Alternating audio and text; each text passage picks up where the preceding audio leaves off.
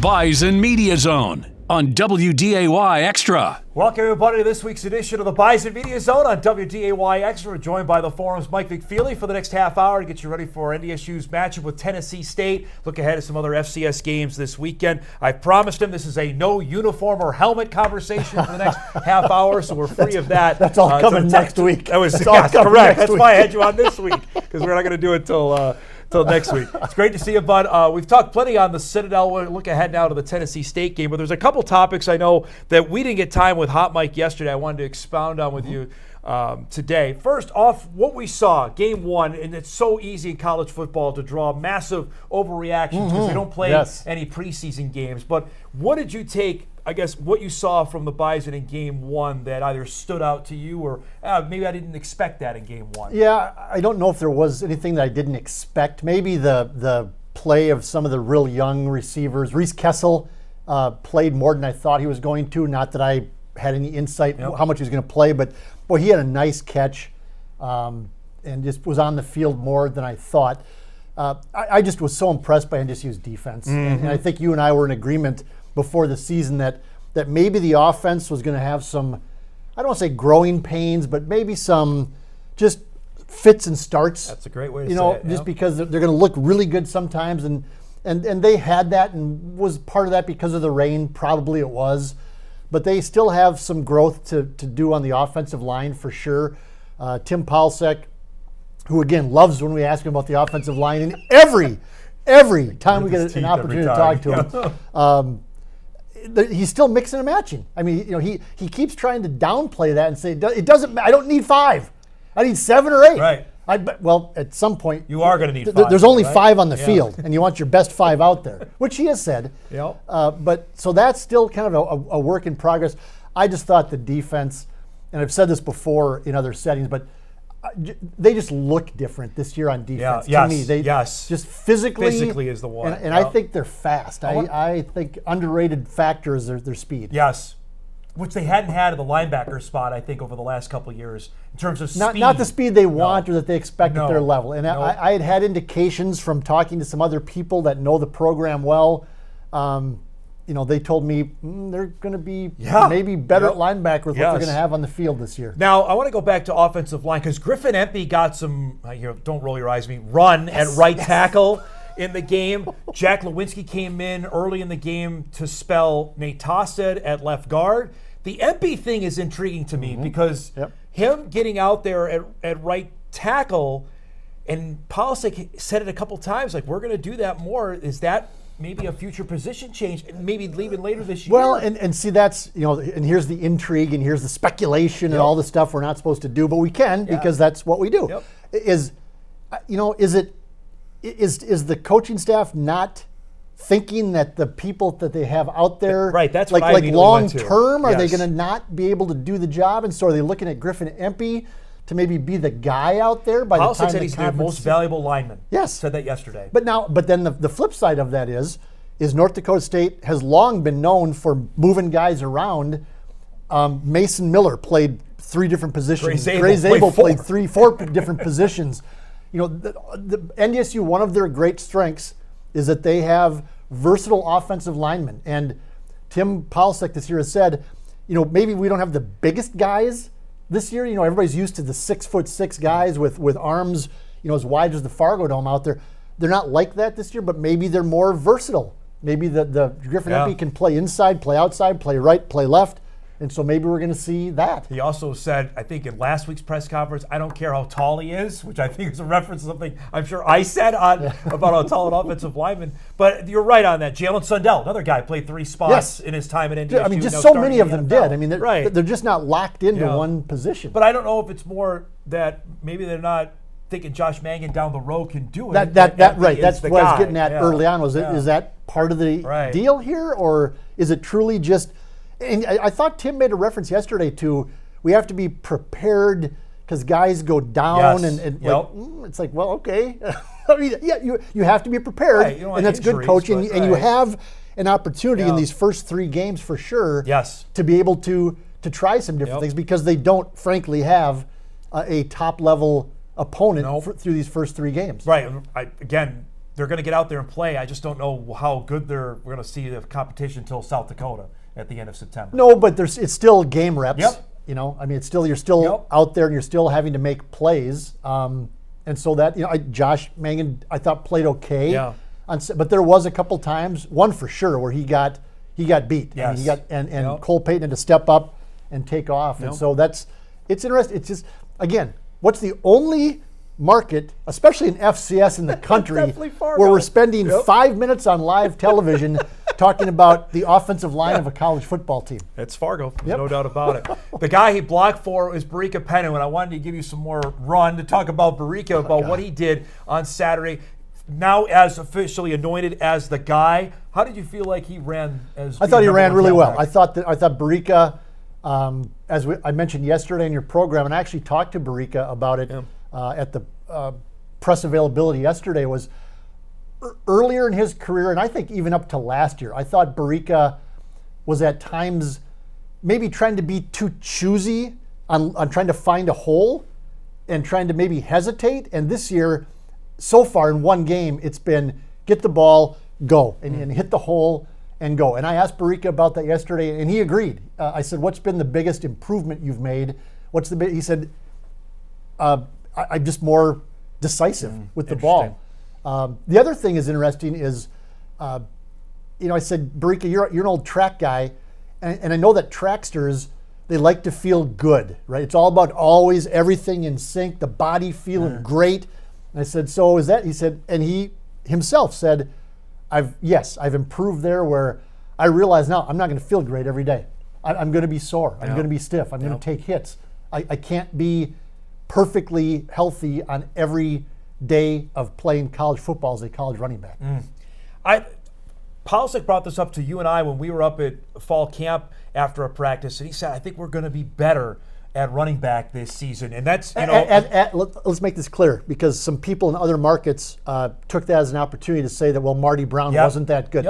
What Tim said was they're going to be deeper and better as a group. Because if you remember a year ago, what did they do? They moved Peter Haugo from linebacker to running back because they didn't have anybody else to be the fourth running back. Correct. And so his point is that as a group this year, they are deeper and overall better, even though they lost Marty Brown, who, by the way, turned out to be pretty good. He looked okay, I guess, for Miami on Sunday night against Notre Dame. And so and after watching DJ Scott run against the Citadel, I'm excited to see him against Tennessee State, and I'm excited to see him against Southeast Missouri, and I'm especially excited to see him against South Dakota, because I love the way he runs. I love the way that it's straight. It's up like this, right? He runs kind of straight up. I just like the way he hits and doesn't go down, and he hits and doesn't go back. He hits and doesn't go sideways. He hits and just keeps on going, and I just think it's so important to always fall forward and get that extra 1 or 2 yards. Cortez LeGrant played quite a bit, as did Miles Mitchell, the true freshman. So there you go. There were 4 backs.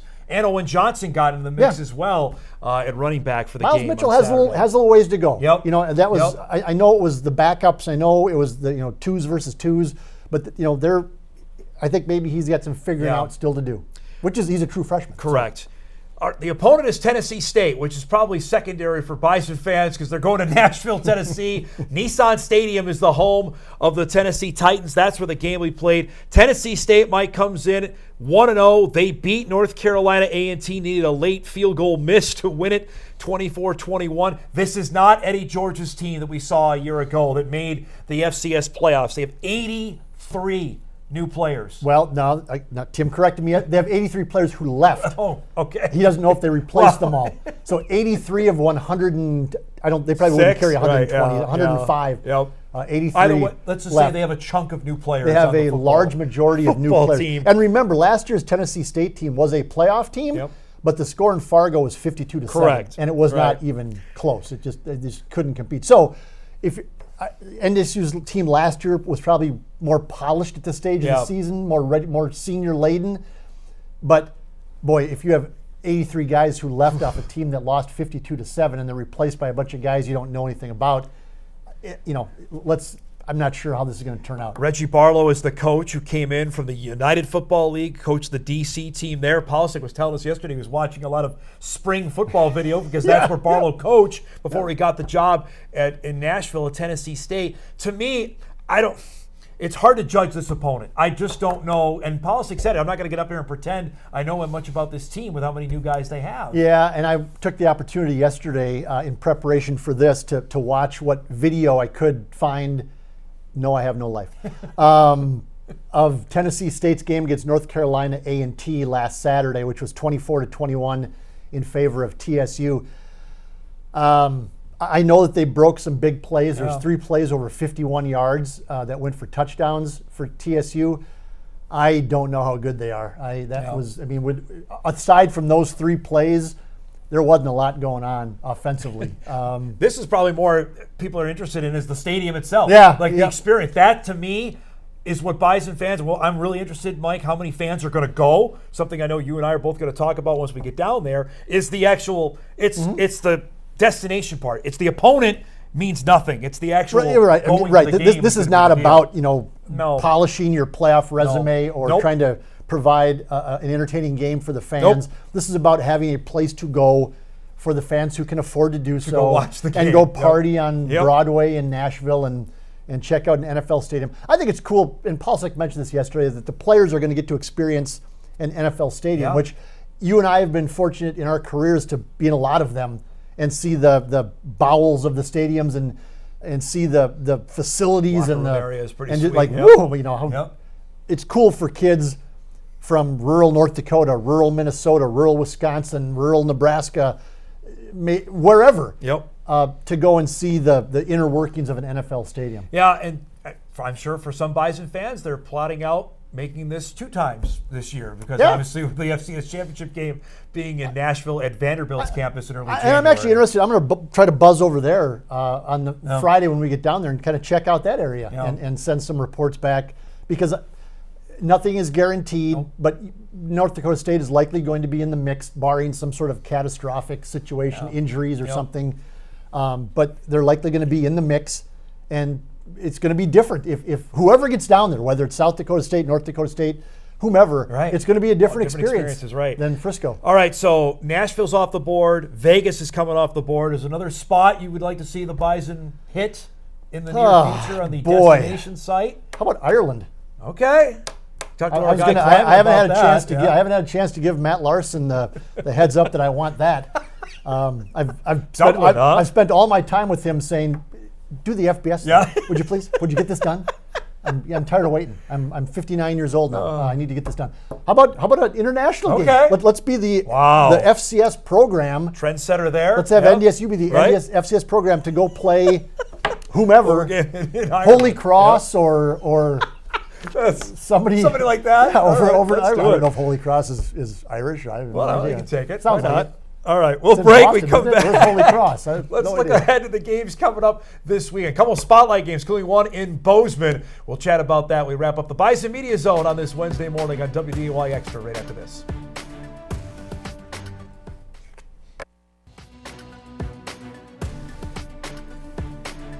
Welcome back, everybody, as we wrap up the Bison Media Zone. I'm already kind of grimacing because Mike was looking at this graphic. I'm not sure if these games were any good that we picked this week, but this is what we got for Valley games, at least, coming up this week. SIU Purdue Saturday night. Purdue is bad. Worst team in the Big Ten. Is there a potential FCS, FBS upset here? Yeah, I suppose there always is because the couple of FBS, FCS upsets that have happened already, the FBS teams have not been very good. Dreadful. If you look at the Sagarin ratings or Chris Vanini's rankings in the Athletic, Purdue is not good. There's a chance just because of that. I don't know how good Southern Illinois is. And I didn't see him play against a Division II opponent last week, so I can't speak intelligently on it or much of anything. But I don't know. I'm still going to take Purdue in that game. Northern Iowa off a win over Butler. They go to Wyoming. I mean, a few years ago, I would have said, well, all right, maybe UNI has a chance, but I don't know on that. I don't know. Don't know how good either team is. Wyoming has not been very good since Craig Bowl left, and with the transfer era portal, they're a school that's just really going to struggle. Northern Iowa, they're just not.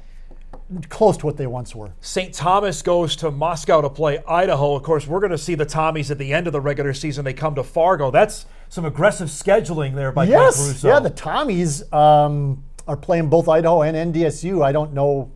Does St. Thomas, are they like broke or something? Or they're definitely not broke. I don't think so, since they're building like a $50 million basketball hockey arena or something, which opens this week. So I don't think they're short of money, but. And tip of the hat to them if they want to go do this, though. I'll say yeah, that, I mean, if you want to, I don't know what good it. No. I mean, it doesn't make any difference, I guess, because if you win the PFL, you still get the auto. You still get the auto bid. There's not ever going to be a at large from the PFL, correct. so it doesn't matter. What you're doing, I think, is maybe.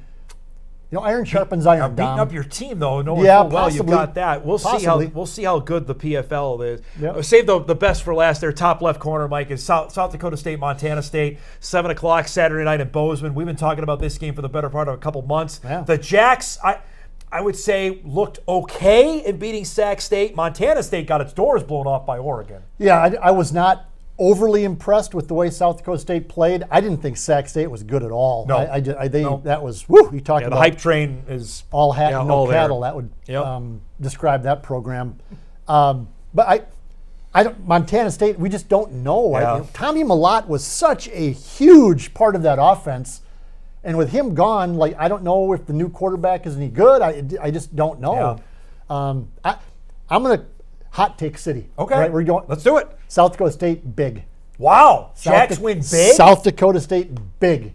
Wow, in this game. All yep, right. I've not made my pick yet on this one because I'm going. If that's the case, then that'll wake up everybody in FCS that the Jackrabbits aren't going anywhere. Because there are some that believe that SDSU is going to fall off this season. I don't think that those of us who believe they're not going to be. I've never said. I've never said the Jackrabbits were going to be bad or fall off the map. What I continuously have said is, it's not realistic to believe that with what you lost, you're going to be as good. Right, just pick right up. Yep. I mean, it's just not realistic. And so that doesn't mean they can't compete, because all of FCS has taken a step back in the transfer era report. We don't know how good NDSU is. We don't know.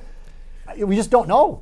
We still don't. Yeah. I think Montana State wins that game. That's tough. Bozeman's tough. We've been out there. Yeah. Bison have scraped by somehow to win a football game out there a couple years ago, but that will tell us a lot. That game, and then next week's game, we got to roll here. UND plays in Missoula against Montana. If UND competes or even wins that game, we got to totally readjust what we thought about North Dakota Absolutely. as well. And Montana, by the way. Yep. Yeah. No doubt. No doubt. Okay, a reminder, Saturday's game exclusive on ESPN+. It's a 1:30 kickoff. We'll be there for Bison Game Day live at 10 a.m. on WDAY to get you ready from Nissan Stadium. Again, the game, though, exclusive on ESPN+. We'll be back for Bison postgame live right afterwards on WDAY+ and Inforum.com to recap the game, give you all the hot spots in Nashville as the Bison head down to Music City. Thanks as always for joining us, bud. We'll see you down there this weekend, all right? Looking forward to it. Thanks, everybody, for watching. We're back next Wednesday on the Bison Media Zone. We do it each and every Wednesday at 10:30 on WDAY Extra. For Mike McFeely, I'm Don Izzo. Thanks for watching, everybody. We'll see you next week, and we'll see you on Saturday in Nashville for the Bison and Tennessee State.